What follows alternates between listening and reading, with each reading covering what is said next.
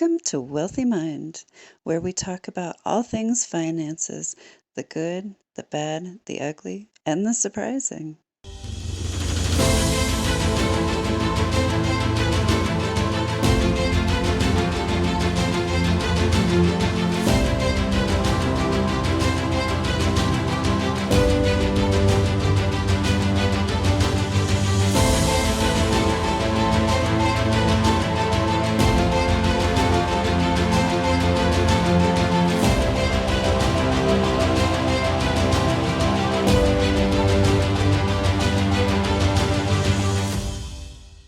Welcome to Wealthy Mind. I am Misty Rosegold, International Success Coach. Today I have with me Ericka Kelly. Hi, Ericka. Hello, Misty. Nice to see you and nice to be here with you.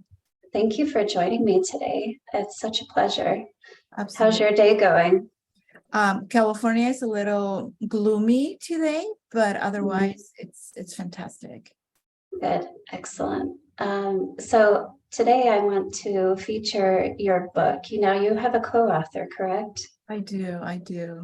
Okay. So the book title is Persistence. Yes. Right? Okay. Who is the co-author? His name, and he's a great friend of mine, is a retired command chief from the Air Force, and his name is P.E.R.S.I.S.T.E.N.C.E. Okay, awesome. Yes. All right. Now, what inspired you to write this book? Yes, well, the military is a pretty unique environment. I think that everyone would agree on that. And everyone goes into the military, just like in our life journey. Everyone has a different path. And Lefford and I, both of us are professional speakers. We're both coaches, and we do a lot of training. And we met, even though we were in the Air Force at the same time, we really met each other while doing different classes in leadership and communications. And we started talking. And Misty, that's the beauty of a journey, right? That you never know when, not a detour, but an amazing opportunity shows up. So when Lefford and I started talking, he's talking to me from the perspective when it comes to his military life. He came and talked to me about being an African-American male from the South entering this big machine called Air Force.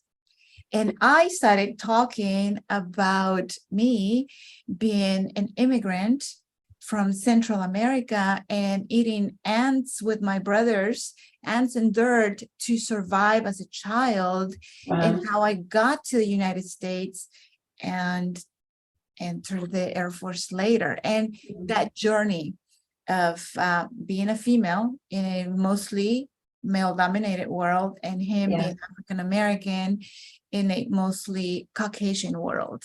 And we just started talking, and it became an idea. And then Lefford, I'm not going to say it was me, but then Lefford said, let's do it. Let's write a book together. And we started doing the book, us and our stories. And then we thought, no. Let's make Persistence almost like an acronym and interview different people, different backgrounds, different everything, and just make each letter of Persistence a chapter in the book. So, Misty, we interviewed some incredible military leaders, and we created the book, and I love it. It's pretty fantastic, not because of my story or Lefford's story, but everybody else's story and how powerful they are. I love that. Wow. So what's the impact that it's had on the other people that you interviewed, maybe your readers? What's the impact? That's an interesting question, Misty. How do you measure impact?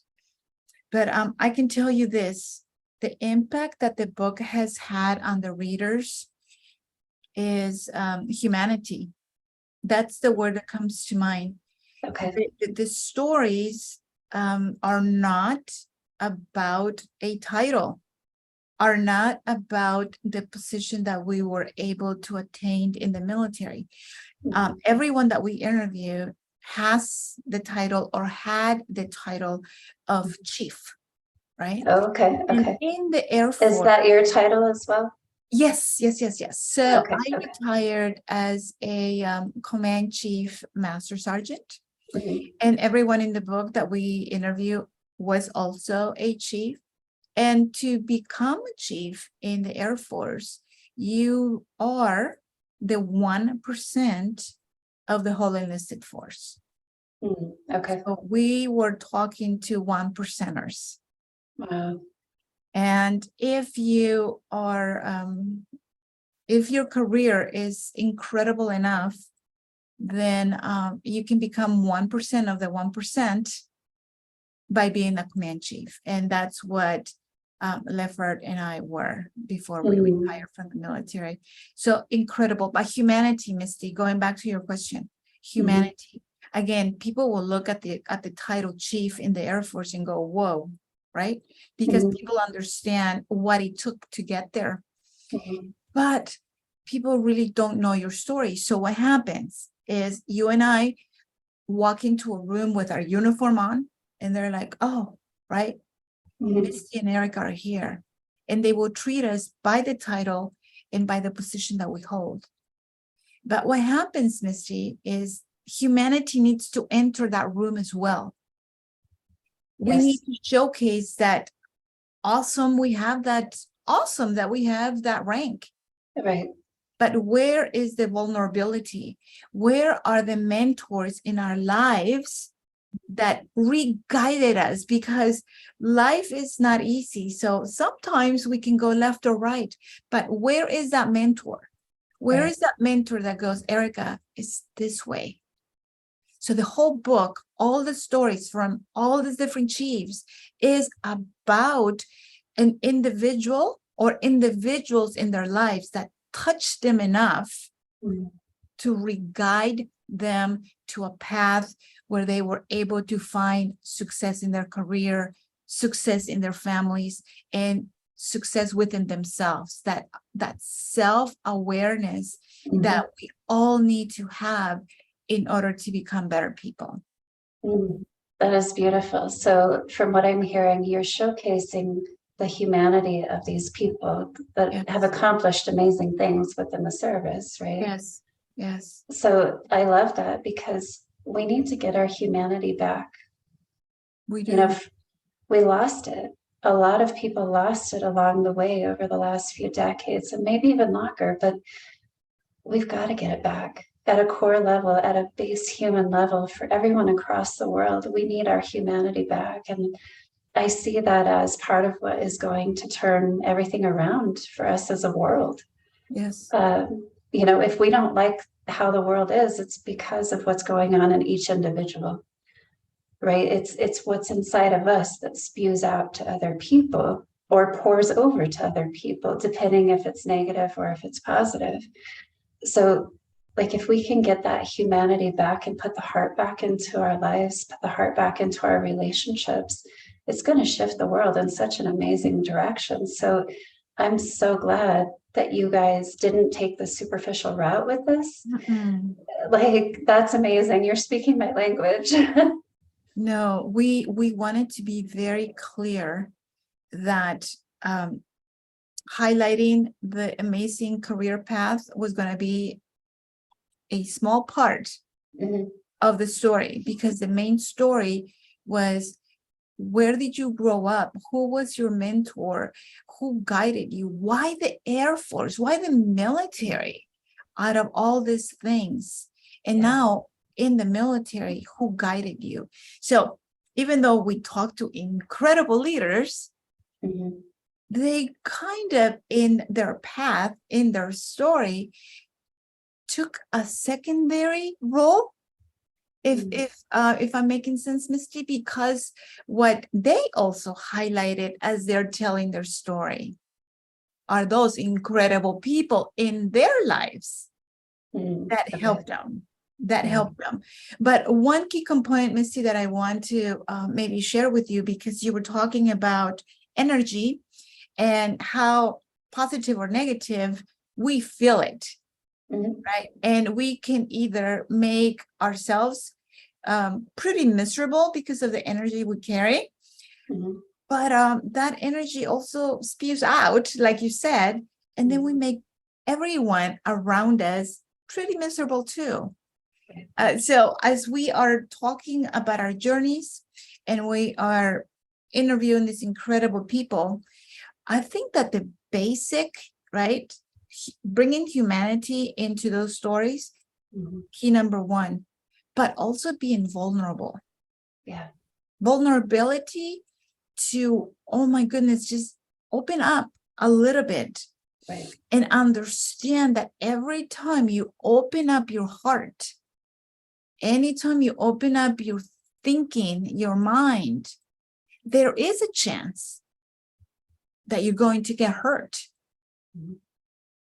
But equally as important, right? The law of polarity.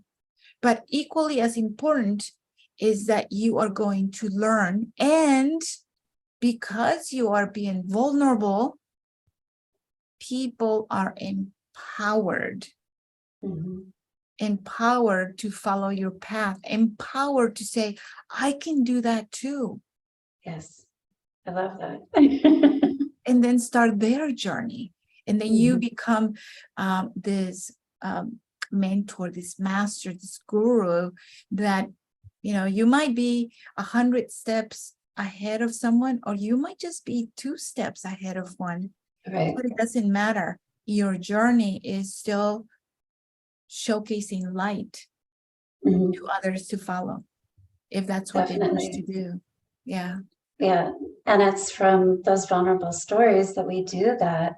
It's the combination of our successes and our vulnerable stories mixed together that inspire people to do that. So, like, if we just come at them with a bucket list of why we're victims, it's not going to inspire anybody. No. But if we have that tough story and then overcoming it, that inspires, right? Like the overcomer, the conqueror, the warrior, the brave person. And in your world, what is one story, just one story you can share with the listeners today of one of your vulnerable stories? I don't want to lead you too much, so I just want you to pick the one that's right for you. No. It's incredible now that you and I, even though it's virtual, you and I, Misty, are in the same room, right? What are the chances, really, when you look at the whole universe and you look at the energy that it takes for us to be alive? What are the odds of you and I ending up in the same room? When you know, if I can tell a story, there's so many, because life is so interesting. But maybe the story that's foundational for me is a story of how I became maybe an airman, how I got to the United States. Right? That journey of, even though I was a child, I was 12 years old when I came to the United States, it still took a lot of strength. It took borrowed courage, right? Because my 2 brothers, and I, and my mother, we walked from Central America to the United States. Wow. And just the persistence in that alone, like yes, the title of your book. Yes. Like, so it's, persistence. you don't give up. And I know, and Misty, and I don't know if you can tell it, there's a little bit of hesitation in my voice when I say we walk to the United States, and because I understand that there's plenty of individuals out there that immigration is very divisive in this world, very divisive. But I can tell you that as a 12-year-old, I did not know the divisions of the politics or the divisions of how people think. The only thing that I can tell you, Misty, and your audience is that it was hard. It was hard. It was very hard to be hungry. It was very hard to be small framed. It was very hard to come to a country in which the language is different, the culture is different. Right. That's all I'm sharing. I think I'm sharing the persistent side of really wanting to prove to the world that you are valuable, that you have worth in a environment, not always, right? Because I couldn't tell you that, again, I have been a victim always. Because then I couldn't showcase how amazing today is and how amazing my careers have been and how amazing my business is. Right. But I can for sure tell you that it hasn't been easy. And there has been, in that path of being persistent, I have had incredible people that have given me their hand so I can get up, because I can't get up on my own. Too painful. Right. But I have also, and this is very recent, like maybe 6 months ago, 7 months ago, in which someone said to me, as a professional, as someone that was a command chief in the Air Force, but people are people. And the comment that people made, or just one individual, is go back to the hole you came from, or that you crawled from. Wow. And this was just 7 months ago. So being persistent is not one time or 2 times or 3 times. Misty, is every single time. So even able to take the high road. Even after you were innocent coming into the country, right? You weren't intentionally breaking any laws. You came into the country innocently, but then you made something of yourself. Yeah. And even after that, you still get those type of comments? Of course. That blows my mind. It hurts me deeply. Of course, Misty. I teach classes in diversity, equity, and inclusion. And my class is international, so I get people from all over the place. And there's some people in that class that say, that would never happen. Well, what would never happen? That people get followed in the stores to make sure that they don't steal anything. And that still happens today. But for some people that has not been part of their world, they have never experienced that. They have a really hard time believing that is still going on. But I understand that. Like, I know the issues. The issues we have in America, I can see that. But just after everything that you've accomplished, you're a citizen, right? Of course. You're a citizen of the United States. You've accomplished so much. You've served our country. Yeah. And for you to get those comments, it's not right. It's not right. But Misty, that's where we're at. I don't take it personal. I really don't. Again, like you and I, if we go back to our growth, our awareness, our fears, maybe anger can come into the picture as well. But if we raise our awareness and we understand that the comments of some individuals, remember, not everybody is that way. But the comments of those individuals might come from their own pains, their own scars, their ignorance. There's so many things that could make a person say those things, act that way. And if we peel their onion a little bit, then we'll see that there's no foundation from saying that. Did he say that because I'm a woman? Did he say that because I'm Hispanic? Did he say that because I have an accent when I speak? I don't know. I just know that he doesn't know me. So how can I take those words personal? It brings me back to what you talked about earlier, humanity. Yes. For us to get our humanity back, we need to respect each other. We need to show that form of love. What it comes down to is respect is a form of love, but we need to respect each other. And if that person respected you, that would have never came out of his mouth. No, and if we, and we're very good, right? We're talking about humanity, but we're very good at dehumanizing people. So us over here, our group, right? We create a fence, us here, them over there. And the minute we don't have a bridge, the minute we don't have a common ground, the minute that we forget humanity, then them can really easily become, I don't want to say the enemy, but we can definitely push them.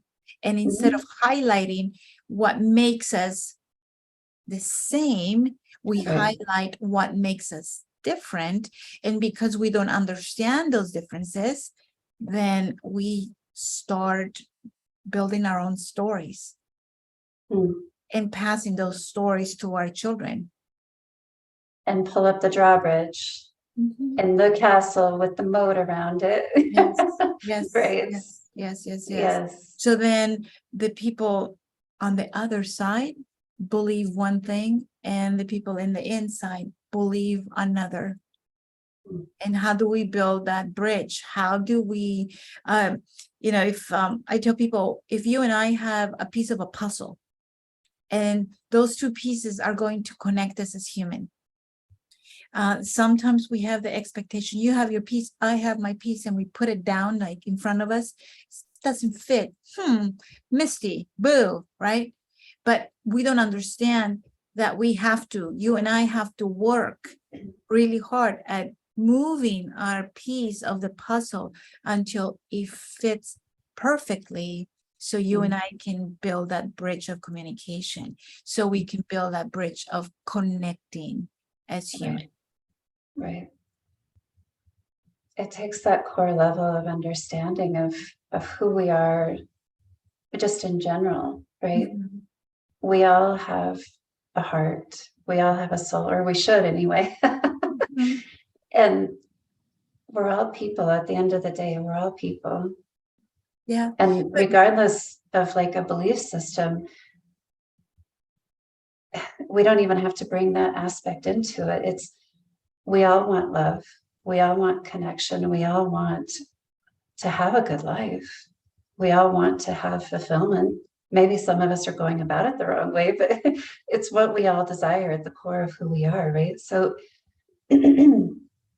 how would you, in your personal experiences, how or what would you focus on in order to bring that connection between these divided countries or the divided groups of people within America alone? Like, how would you bridge that gap? How would you take down that drawbridge?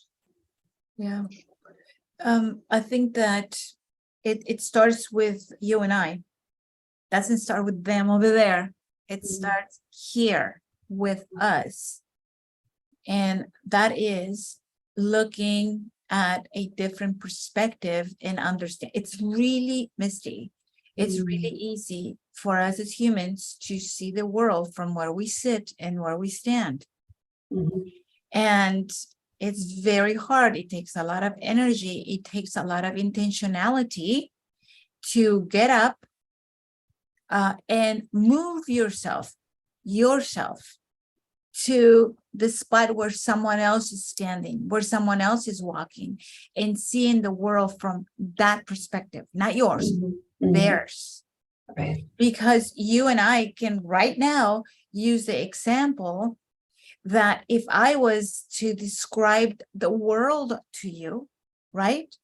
The world, the way that I see it in this room is that there is a frame and there is a gray wall. And you're like, Ericka, are you crazy? The world doesn't look like that at all, right? The world has a pinkish coral looking wall with some frames, some plants, some books. And I'm like, But if you and I get up and we see the world from someone else's perspective, then I can go, oh my gosh, Misty, I see what you were talking about. And the minute I see life from someone else's perspective, I can understand that, and I'm not minimizing my perspective, but I can understand that there are other points of views, that there are other beliefs, other values.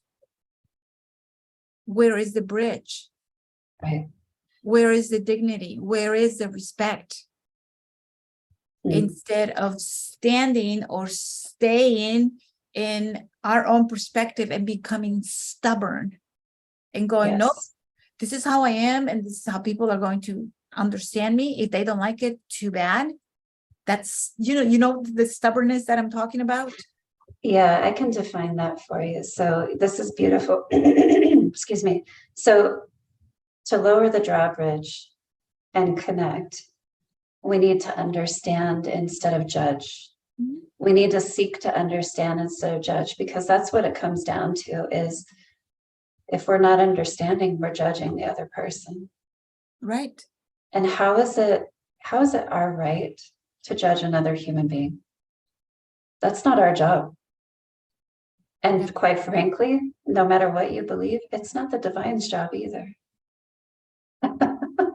I'm going to bring that aspect into it, because people think the divine judges, but the divine truly doesn't.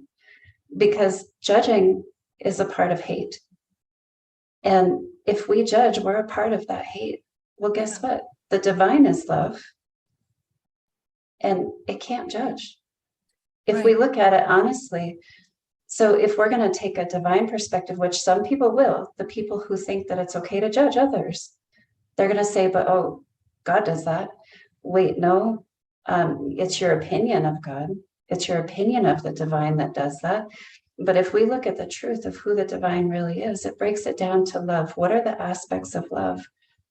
Trust, respect, peace, kindness, understanding, patience, gentleness, setting the right type of boundaries to push us in the right direction. You know, those type of things are love. But if we're functioning in judgment, that's hate. And the divine cannot function in hate. It's apart from itself.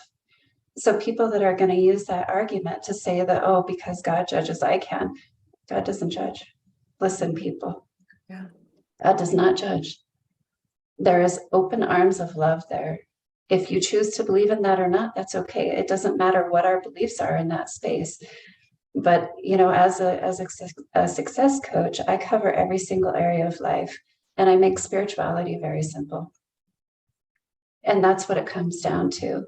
If you want to function in connection with the divine, function in the attributes of love. If you don't, function in the attributes of hate. And judgment is one of those. Bridge that gap with understanding. Lower that drawbridge with understanding. The judgment is not going to help. It's not going to connect. It's not going to make our world a better place. But it also makes the person who is judging miserable. It doesn't feel good to judge. It might puff you up for a second. But when that little ego boost dies, you're miserable on the inside.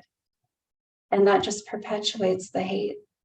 It perpetuates the distance, the disconnect, and the hate in humanity. And it keeps us separate from one another. Do you see what I'm saying? Absolutely. It empowers ignorance. It empowers misunderstandings. And it also gives individuals the perfect excuse to even use revenge. Right? You feel going back to that person that made that statement towards me.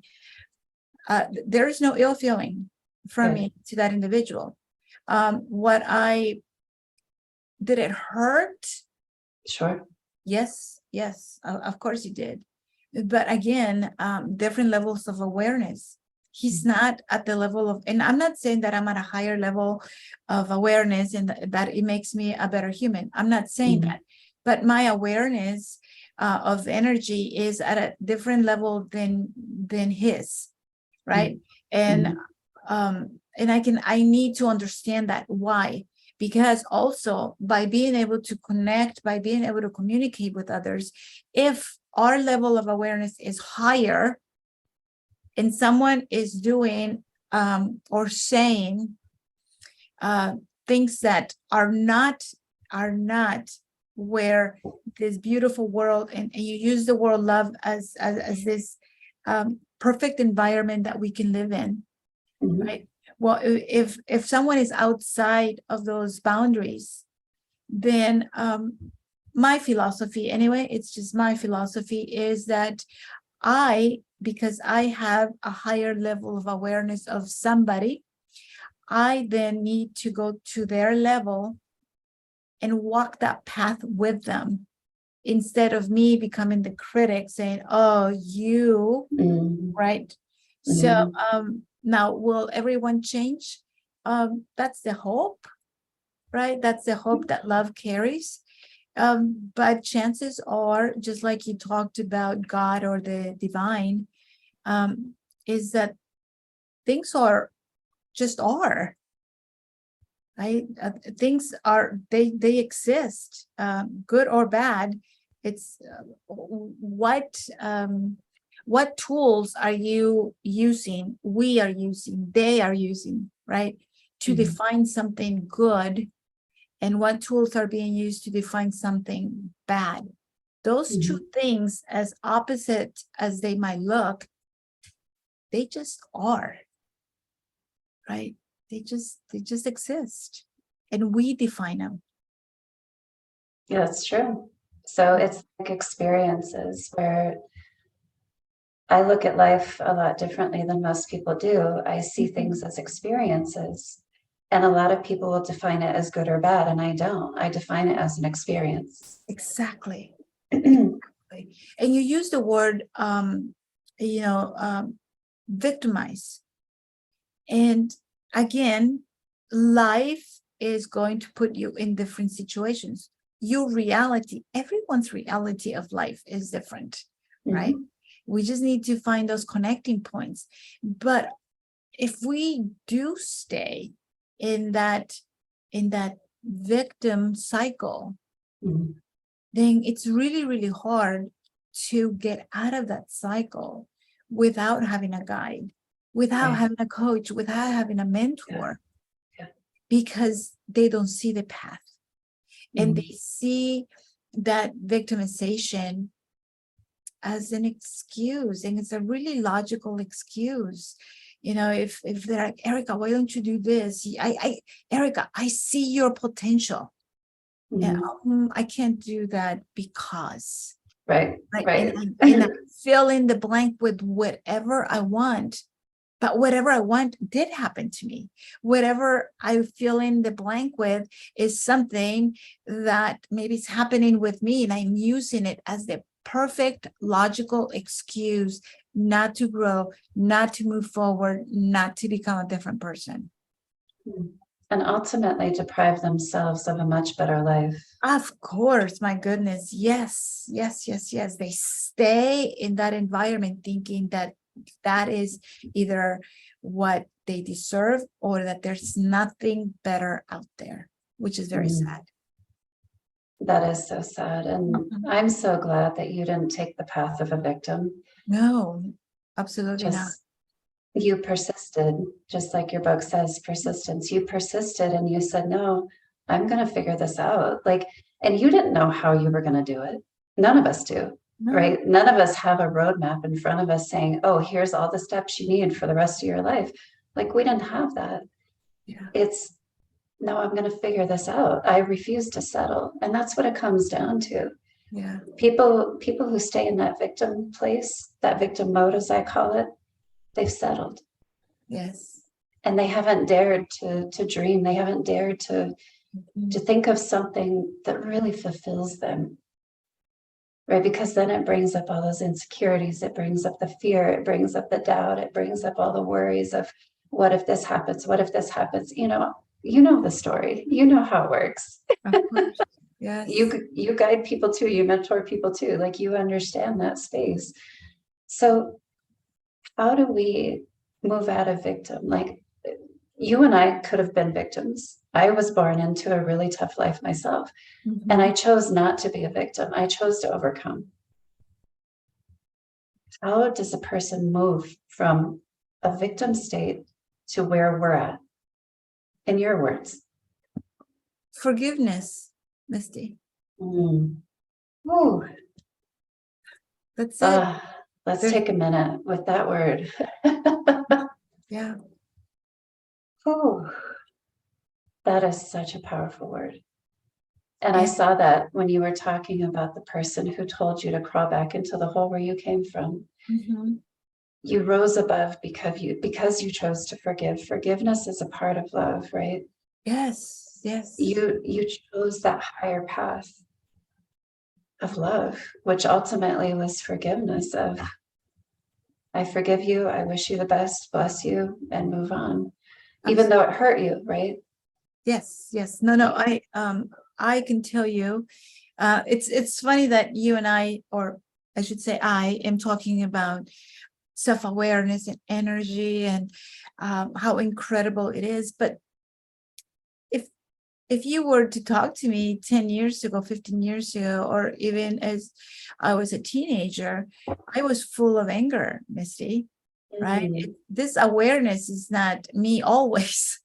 This awareness has been a journey of getting to where I'm at, and still every day learning something else so I can keep being or becoming a better person. But forgiveness was not something that came to me easy. Okay. A lot of people hurt me. Yeah, like deep hurt. One of them was my mother. And sometimes I tell the story of how my mother abandoned me and my brothers when I was 5 years old, and they were 4 and 3, and she left us in a shack in Central America and locked the door from the outside. And did she leave us to die? Misty, I don't know. I don't care, because forgiveness doesn't have okay, you need to apologize and then I'll forgive you. Right. You need to have a good reason why you did it and then I'll forgive you. Right. All those little rules. But when we were rescued after 7 years, 7 days of it being in that room with just very little water, no food, it started a journey of anger towards my mother. And like I shared earlier, we walked to the United States with my mother at 12. My mother came back when I was 12 years old, a complete stranger in my life, and then decided, I'm taking you to the United States. So the journey of walking and coming to the United States was hard. But I just want you to understand that I was also in the presence of someone that I disliked very much, which was a mother that had abandoned me and now was back taking me away from the only people that I felt love from, which was my grandmother. There was a lot of things going on, but all that heavy weight, all that anger, maybe at times hate, disappointment, frustration, all those things, right? That just makes you heavy inside. Misty, they disappeared. I'm not saying that forgiveness was easy, but it's not. not. Yes. But that journey of forgiveness took all those ugly things away from my path, because all those things were obstacles for me to get ahead. So it just removed those obstacles, in which then I was able to be a better military member, a better law enforcement officer, a better woman, a better mom. So I keep thinking about the gentleman who told you to crawl back into the hole where you came from. Yeah. Maybe he's simply carrying some anger and hatred from his childhood. Absolutely. That he hasn't let go of. And he would have done that to anybody, not just you, but anybody in his path, because there's that deep-rooted anger and unforgiveness from his childhood. Maybe it's where it's coming from. Yeah, and that's why I said I didn't take it personal. He doesn't Right. know me. He does not know me. So for Right. him to say those words, those feelings come from something else, right? And like I said, comes from personal pain, his pain, and Yeah, that those has nothing to do with you. no, nothing at all. But Misty, do you not see how easily, if someone like him said something like he did, and if that insult, those words, go to a person that doesn't have self-awareness, that doesn't have a little bit of understanding of life, how that could have turned out to be a huge argument. And then, Oh yeah. yeah, and then I would have called him names. I would have reinforced what he thought of people like me. And it Right. would have just escalated to even deeper beliefs of each other. Right. And perpetuating the disconnect and the hate and the anger and Yes. the well, thank you for stopping that cycle with him. And Yeah. I'm sure you've stopped that cycle with many people in your life, but with him especially. And maybe you stopping that cycle with him will give him a chance to like look at himself and say, okay, I didn't get a rise out of her. I didn't get the response I was looking for. I didn't justify my anger. I didn't justify the nasty thing I said. So maybe now my conscience is going to kick in and like teach me something, right? Yes. But Oh my if you God, would that have, would be so beautiful. If that, right. if that happened, in which he would check his conscience a little bit, and that was the spark that he needed to find another path in life. That's incredible, Misty.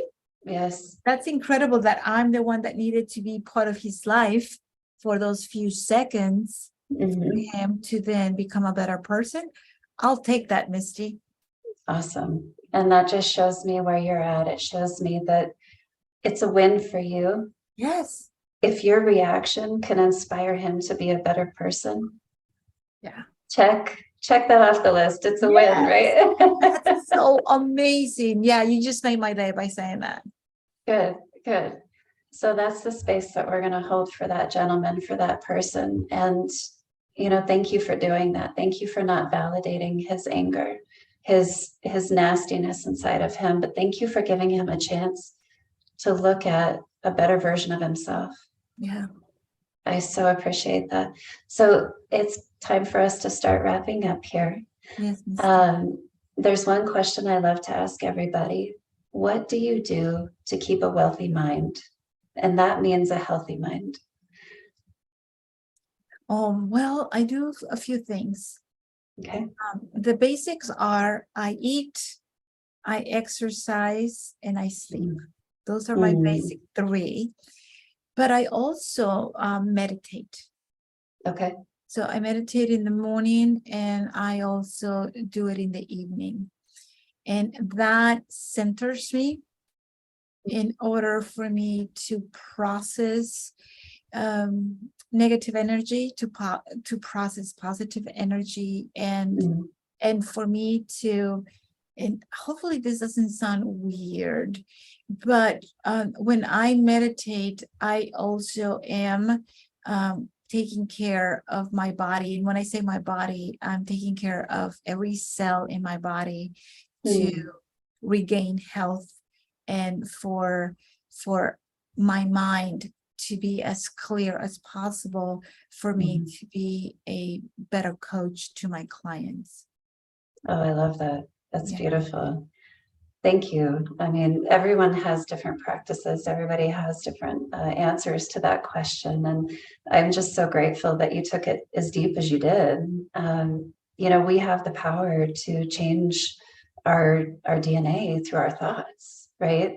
The story, the teaching of epigenetics, Dr. Bruce Lipton is one of the guys who teaches that philosophy of being able to change our DNA through our thoughts. And it's wonderful that you take that time to be mindful of your cells, which is so beautiful. It's wonderful. So thank you for sharing that. Absolutely. What, in one sentence, or maybe two, what is one piece of advice that our listeners cannot live without from you? Oh, well, let me say that I am a follower of Dr. Bruce Lipton. Ah, So he's incredible. I have seen him in Mhm. person, and his energy is just fantastic. And it's funny that he's a quantum physics professor, and he's Mhm. talking about cells and energy inside of us. The thing that I would share with your audience is that your present conditions do not dictate your future. Mm. Say that one more time. Your present conditions, good, bad, or ugly, do not dictate your future. Mm. Yes, it's so true, so beautiful, and so powerful. And I'm just going to go ahead and wrap us up there. It is the perfect nugget of wisdom to leave people with. Now, if they would like to acquire your book, where do they find your book? My book is in Amazon, Okay. but also if people reach out to me, I can always order the book, sign the book for them, and then mail it to them with my signature. I love that. The Yes. extra touch. That's beautiful. Do you guys have a website? My website is Ericka Kelly, enterprises.com. Okay, perfect. Thank you for sharing that. And Absolutely. if whoever is listening is inspired by Ericka, please reach out and connect with her. Thank you for your time today. Thank you for your heart, your drive, your passion, and your persistence, most of all. So have a wonderful, wonderful day. Misty, thank you for the platform. Thank you for this beautiful conversation and allowing me to just share a little bit of me with you. Of course. And thank you for sharing you with the world. Thanks, Misty. All right. Take care. And oh, by the way, if you haven't downloaded Wealthy Mind app, please do so today. Thank you for tuning in to the Wealthy Mind podcast. Please be sure to download the Wealthy Mind app today and make sure to support your local Dress for Success.